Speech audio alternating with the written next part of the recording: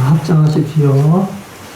아미타불, 아미타불, 아미타불.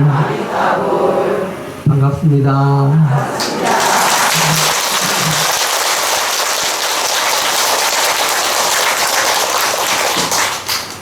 제가 얼굴이 허옇죠? 네. 우리 관음사 해주 스님 그리고 대중 스님들과 우리 관음사 오시는 우리 불자님들 덕분으로 제가 3개월 동안 결제를 잘 마치고 왔습니다.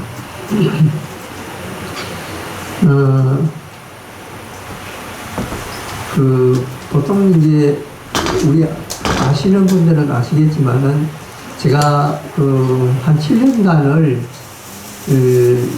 일주일에 3번씩 이제 투석을 받으러 다니면서 여러 가지 나름대로 공부가 좀 된 것 같습니다. 그래서 또 좋은 인연이 있어서 이식을 이제 받게 됐는데, 보통 이제 이식을 받을 때 이식을 장기를 하나씩 받는 경우가 많습니다. 그런데 제 같은 경우는 이게 이제 투석을 하게 된 계기가 당뇨 때문에 투석을 하게 됐는데, 당뇨를 이렇게 조절하는 것이 췌장에서 인슐린이 나와가지고 조절을 하거든요. 근데 이제 췌장이 망가지면은 인슐린이 분비가 안 됩니다. 그럼 이제 당뇨가 굉장히 이제 높아지고 약을 먹어도 이제 안 되고, 그런 경우에 이제 여러 가지 이 합병증이 생기고 문제가 생기는 거거든요. 근데 연세가 한 50이 넘어가면은 누구나 다 당뇨를 앓을 수 있는 요인이 있습니다. 그래서 평소에 식이요법이라든지 운동이라든지 이런 걸 이제 꾸준하게 관리를 해야 됩니다. 근데 이제 제 같은 경우는 췌장이 완전히 망가졌기 때문에 이제 합병증으로 투석을 하게 된 거죠. 그런데 이번에 수술을 받을 때 신장과 이 췌장을 2개를 동시에 받았습니다. 그러니까 이런 경우는 이제 국내 수술에서도 많이 이렇게 없는 경우가 많습니다. 그리고 저를 집도한 의사 선생님이 이 분야에 있어서 아주 권위자입니다. 그래서 우리 여기 신도 회장님이신 백성환 선생님하고도 인연이 깊고 이래서 제가 이제 그런 인연을 했는데, 무엇보다도 이 장기를 기증하는 사람이 중요한데요. 보통 보면은 이제 이렇게 교통사고나 아니면은 자기 유언에 의해서 내가 죽거든, 이거를 내 신체를 누구한테 기증을 해다오, 이제 이렇게 하잖아요.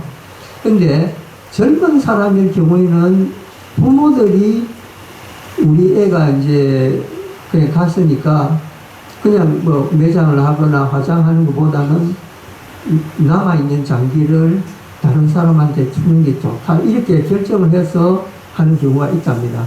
이제 제가 그런 케이스인데요. 근데 저한테 신장을 주고, 췌장과 신장을 주고 간 이 사람이 23살밖에 안 되는 젊은 사람이었어요. 그런데 이제 제가 스님들 만나서 농담하기를, 그래, 스님들 30대 잖나, 나는 너보다 더 젊다, 이렇게 그렇게 농담을 하고 그러는데, 이런 경우도 굉장히 희유한, 있기 힘든 그런 이제 인연이라고 봅니다. 어쨌든 제가 3개월 동안 정진하면서 이제 저한테 이렇게 신장을 기증하고 간 그 분에 대해서 많이 이렇게 기원을 했습니다.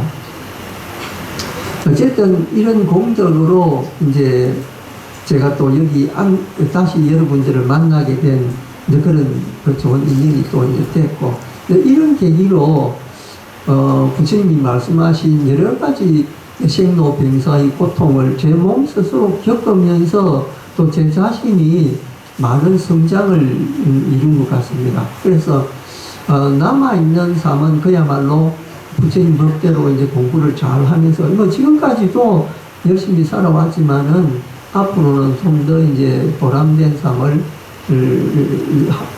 가지려고 그렇게 생각을 하고 있습니다. 그래, 그동안 멀리서 기도해 주시고 염려해 주신 우리 불자님께 다시 한번 감사를 드립니다.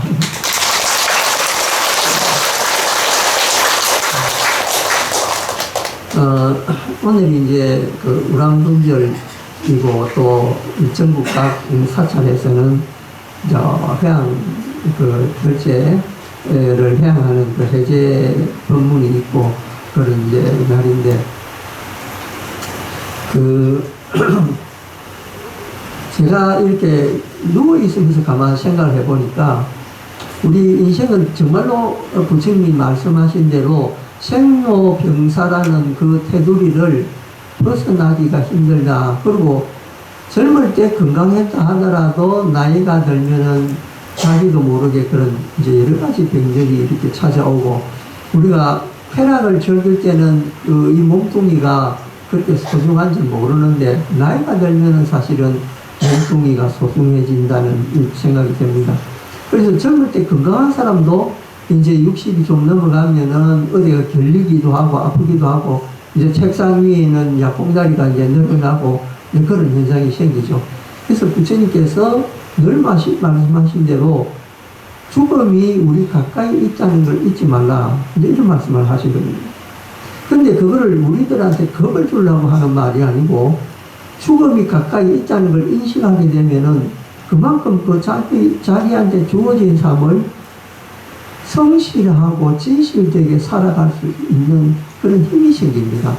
이제 그런 것 때문에 부처님께서는 그 생로병사에 대한 말씀을 많이 하시고, 우리 중생들은 그 테두리를 벗어날 수 없기 때문에 좀 더 보람지고 성실하게 살아가야 될 필요가 있다. 이거를 말씀하신 거거든요. 그래서 불교를 보통 이제 허무주의라고 이야기하는데, 그건 불교를 잘 모르는 그런 사람들이 하는 말이죠. 오히려 불교는 이러한 그 인생의 본질을 통찰함으로 해서 보다 더 보람되고 진실되게 그리고 행복하게 살아갈 수 있는 그런 토대를 마련하는 것이 이제 불교 사상입니다. 그 전에 이제 그 당나라에 백낙천이라고 하는 아주 유명한 시인이 있습니다. 그 백낙천이라고 하는 사람은 우리가 잘 아는 그 이태백, 두보 이런 사람과 더불어서 아주 유명한 시인입니다. 그 이제 이분의 시가 서양의 독일어 영어로 번역돼 가지고 서양 사람들도 굉장히 좋아하면서 많이 읽는 그런 시가 됐죠. 물론 한국말로도 많이 번역이 되어 있습니다. 이 백낙천이라는 사람이 이제 독실한 불교 신자였습니다. 일찍이 그 해원성사라고 하는 여산에 계시는 큰 스님한테 귀의를 했습니다. 이제 그 여산의 해원 스님은 늘 이렇게 아미타불 연불을 하라고 그 연불성을 권장하신 이제 그런 분이죠. 마치 우리 관음사 해도 스님처럼 그 아미타불 연불을 오는 사람한테마다 권하고 또 본인도 아미타불을 늘 염송하면서 그렇게 살아보는데, 그 성송남녀의 제자가 엄청 많았습니다. 그런데 이제 이 백낙천이라는 사람도 그분의 제자가 돼가지고 이제 늘 아미타불을 염송하면서 살고 있는데, 그 어느 날 이제 그 어느 마을에 벼슬아치로 나아가게 되었습니다. 그리고 그 벼슬아치가 내가 임명을 받고 그 마을에 도착해가지고 이제 정사를 돌보다가 하루는 이제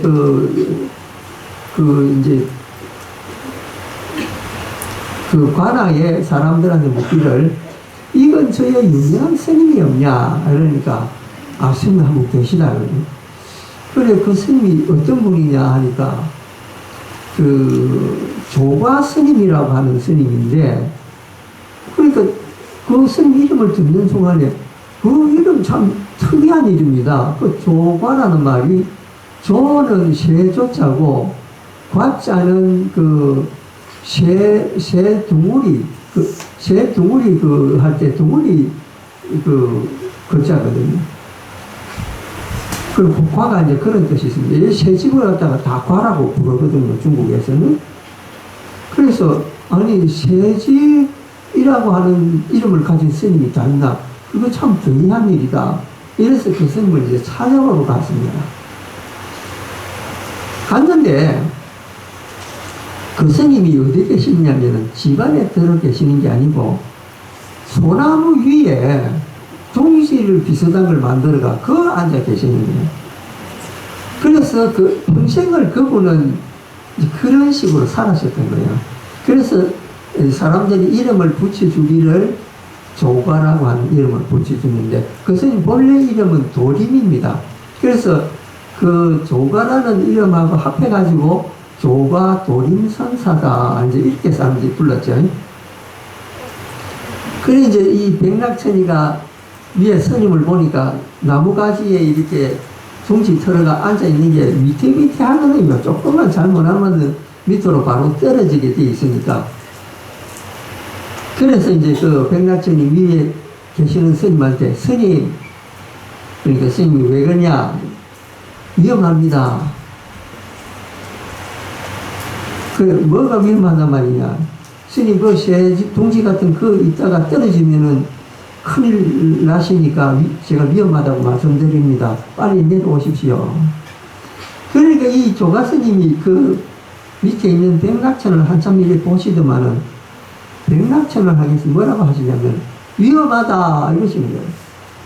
그래서 이 백낙천이 하는 말이 스님은 나무 위에 있어서 떨어지면 위험하지만은 저는 땅 위에 있는데 전혀 위험하지 않습니다. 내가 말하는 것은 그 위험이 아니라 무상살기가 뭐냐면요, 사람의 목숨을 빼앗아가는 귀신을 말합니다. 그러니까 우리가 인명종시에 사람 목숨이 딱 끊어지는 순간에 그 목숨 딱 가지고 가는 귀신이다 이런 거예요. 무상살기가 항상 너를 노리고 있는데 어떻게 네가 위험하지 않겠느냐. 그리고 사람마다 죽음이라고 하는 것은 남녀노소가 없습니다. 젊은 사람도 가고 늙은 사람도 가고 그런 거. 그러니까 죽음 앞에서는 나이를 장담할 수 없는 게 이거죠. 그래서 옛말에 무상살기가 찰나찰나에 너를 엿보고 있다 이런 말을 쓰거든요. 언제 죽을지 모릅니다. 특히나 요새는 죽는 경우가 옛날보다 더 많아졌습니다. 교통사고 가다가 죽죠. 물놀이 하다가 죽죠. 하여튼 이상한 얼마 전에 이태원 사건도 있었잖아요. 놀러 가가지고 압사해가지고 누가 알겠습니까? 그래서 팽팽한 젊은 애들이. 그런 식으로 무상사기라는 게 항상 우리를 엿보고 있다는 거예요. 그래서 백낙천 보고 위험하다 했네요. 그래서 백낙천이 스님께 삼배를 드리고 이제 그분께 가르침을 청한 그런 예가 있습니다. 그래서 우리가 사는 이런 삶은 산다고 해서 영원히 산다. 또 살 때는 내가 언제 죽을지 모르니까 그냥 막 재밌게 살자.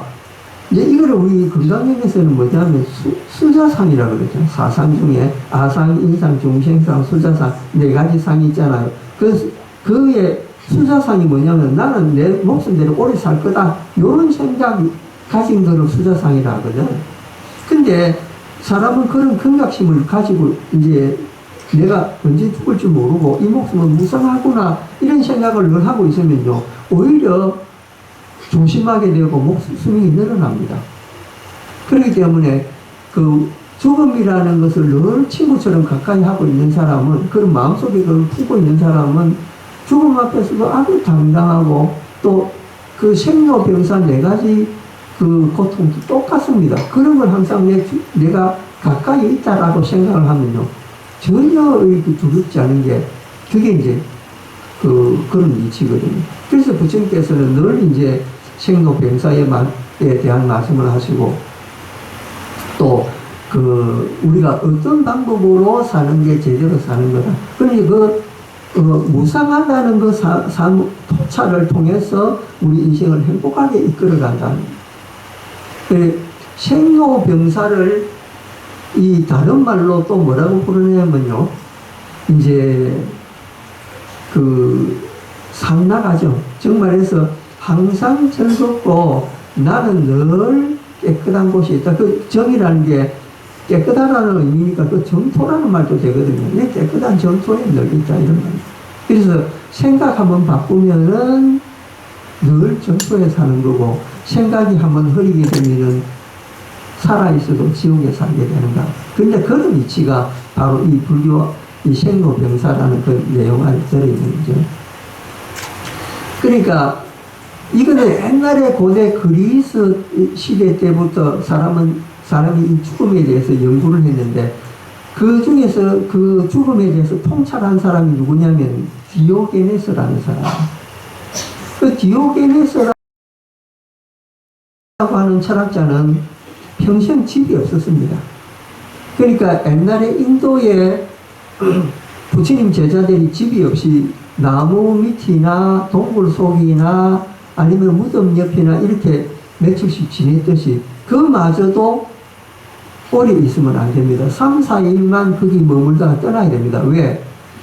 내가 그 좋은 동굴을 하나 발견해가지고 거기 며칠 머물다가 있다 보면은 그 동굴에 대해서 애착이 생깁니다.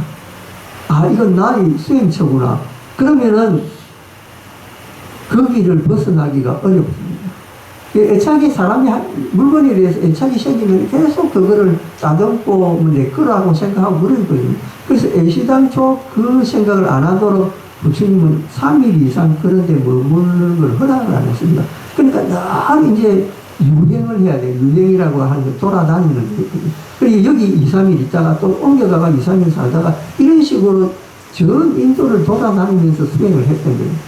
옛날 사람들은 지금 스님들처럼 어느 선방 선선하게 에어컨 나온 밑에서 이 먹고 이렇게 공부를 한 게 아니고 그냥 걸어 다니면서 물론 그때도 안거가 있었는데 그 안거의 목적이 뭐냐면은 쇠약한 몸을 약을 먹으면서 조금 보완을 하고 어제 이제 아픈데 치료하고 이러기 위해서 안거를 했거든요.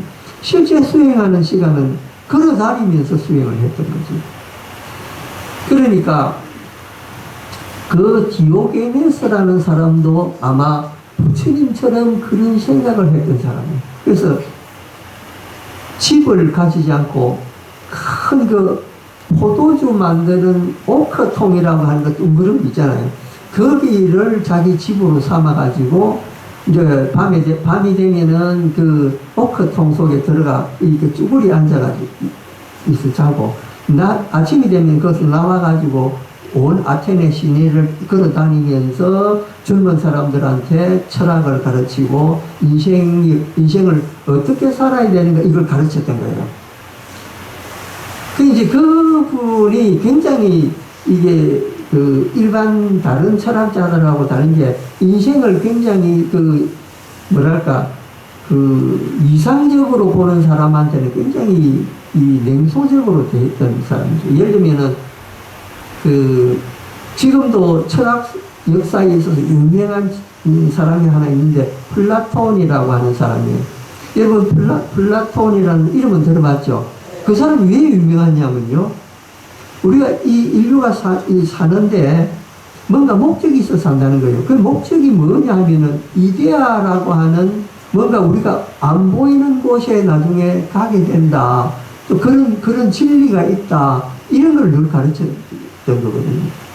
그런데 이 디오게네스라는 사람은 뭐냐면 그런 거 없다. 이데아가 세상에 어디 있어? 그런 진리는 세상에 존재하지 않아. 이렇게 가르쳤던 사람이에요. 유명하기는 플라톤이 더 유명한데 그 플라톤을 공격한 사람은 누구냐면 이 디오게네스라는 사람. 그래 이제 이 그리스는 옛날에 인간이 뭔가라는 걸 가지고 서로가 설랑설레하고 철학자끼리 서로 논쟁을 벌이고 그러잖아요. 그래서 인간은 이런 것이다. 이렇게 정의를 이제 하게 되는데 플라톤이 굉장히 유명한 이야기를 했습니다. 두 발로 걸어 다니고 몸에 털이 없는 것이 인간이다. 이렇게 이야기했어요. 그러니까 인간이라고 하는 거는 다른 동물하고 똑같은데 단지 우리는 두 발로 걸어 다니고 몸에 털이 없다. 그게 인간이 특징이다. 이렇게 이야기합니다.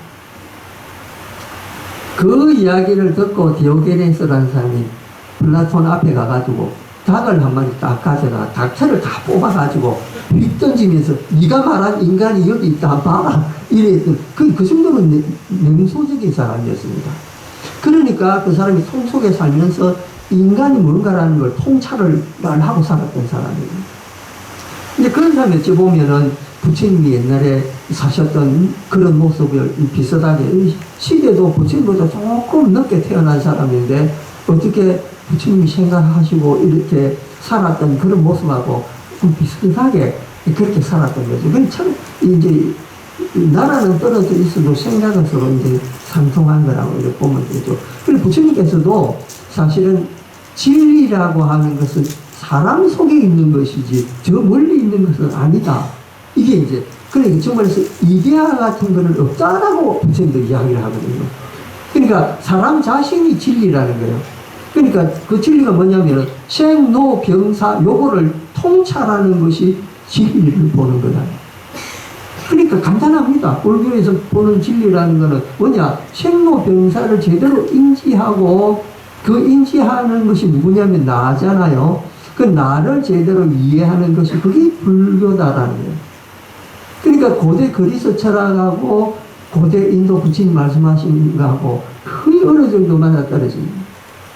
지금 이제 현대 철학자들이 이 그리스 철학 연구하다가 나중에 슬슬 이제 불교 철학으로 옵니다. 왜냐하면은 부처님 말씀에 철학의 근본이 다 들어있기 때문에 불교로 올 수밖에 없는 거예요.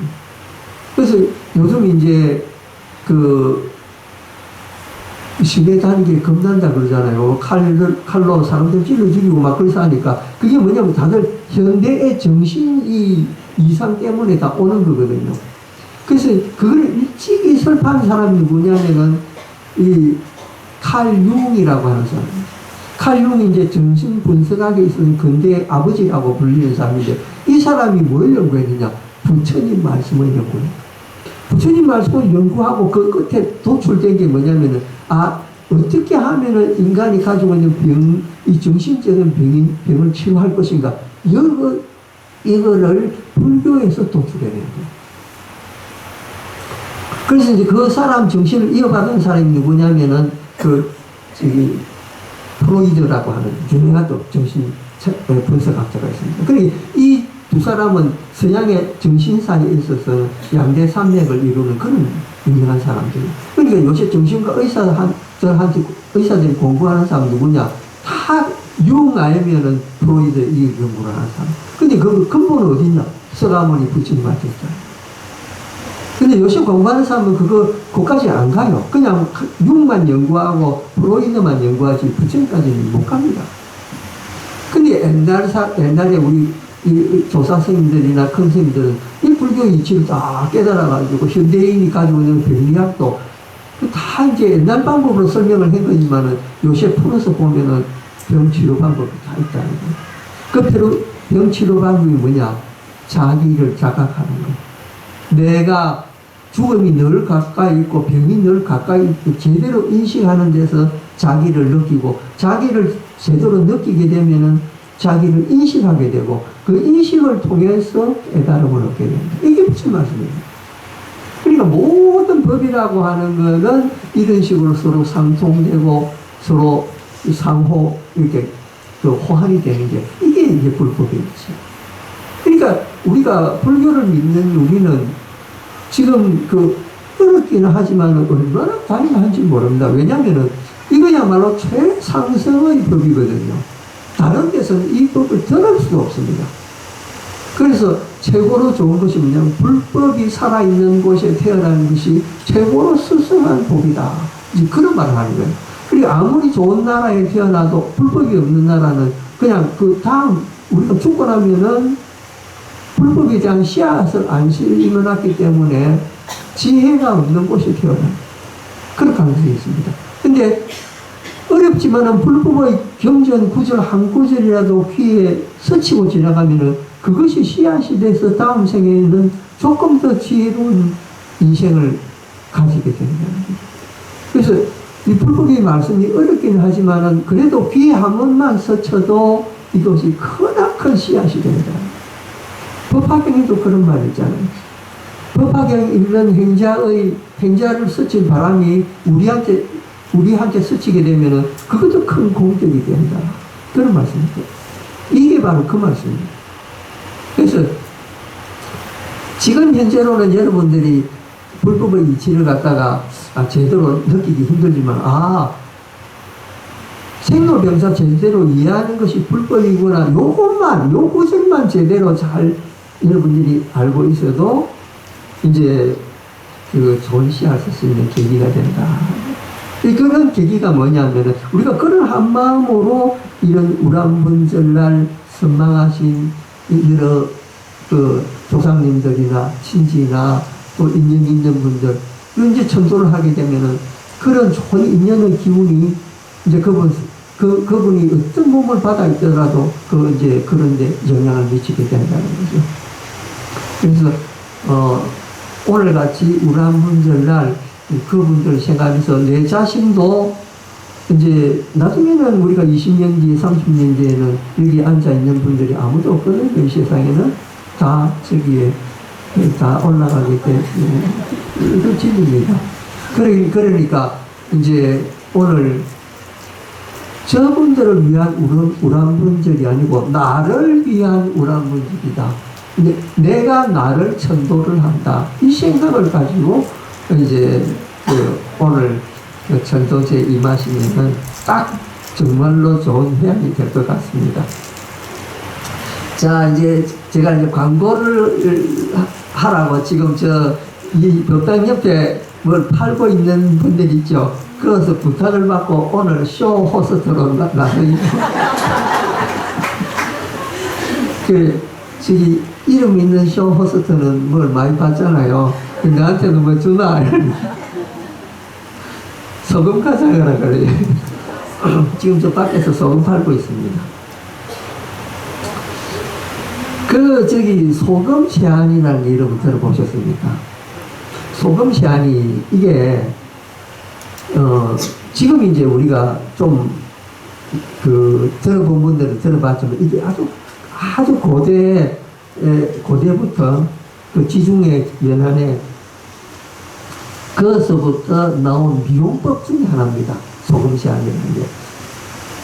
그리고 옛날에는 지금처럼 크린징 하는 크림이라든지 이런 게 발달이 안 됐잖아요.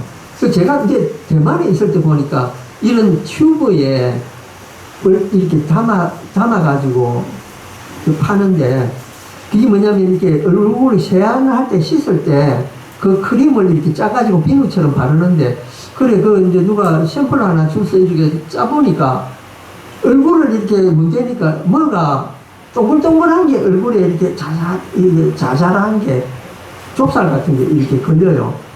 그게 뭐냐 하니까 살구시라 그래요. 살구시를 아주 이렇게 좁쌀처럼 작게 해가지고 있는데 그게 얼굴을 깨끗하게 모공 안에 들어있는 먼지까지도 털어내는 그런 효과가 있답니다. 그런데 고대 지중해 연안에 살았던 여인들은 어떻게 시안했느냐 하니까 소금으로 시안을 했다는 거예요. 근데 이제 고대에서 소금 시안에 있다 그래서 저도 이제 소금 시안을 한번 해봤거든요. 그러니까 뭐냐면은 이 손 씻는 거품 나는 거 있잖아요. 거기에다가 아니면은 비누칠 해가지고 비누를 거품을 해가지고 거기에 아주 미세한 소금을 갖다가 조금 넣고 이렇게 손에 문질러가지고 얼굴에 이렇게 씻고 정말로 모공 안에 있는 미세한 먼지들이 싹 씻겨 나가는 느낌을 받았습니다. 그 얼굴을 보니까 거울을 보니까 내 얼굴이 아니라 남 얼굴이다. 장동건이가 왔나? 이런 정도로. 그러니까 그만큼 이게 깨끗해지는 효과가 있는 거예요.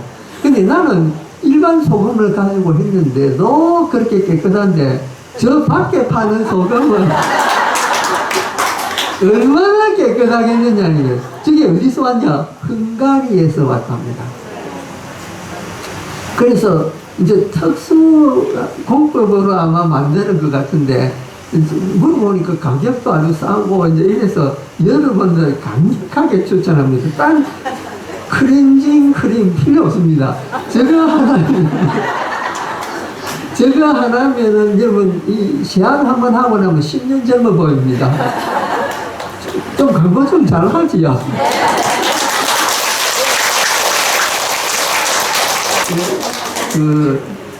뭐 주름살은 어쩔 수 없다 하더라도 저거 하면 미백 효과는 분명히 있을 거거든요. 너무 곱게 늙었다 이런 말을 들을 겁니다. 그래서 우리가 듣고 싶은 그런 말이잖아요. 아, 우아하게 늙었다 이거잖아요. 그러니까 저거 바르시면 반드시 그만 들을 것 같습니다. 어쨌든 이제 3개월 만에 와서 우리 여러분 불자님과 얼굴을 대하니까 저도 너무 기쁘고요.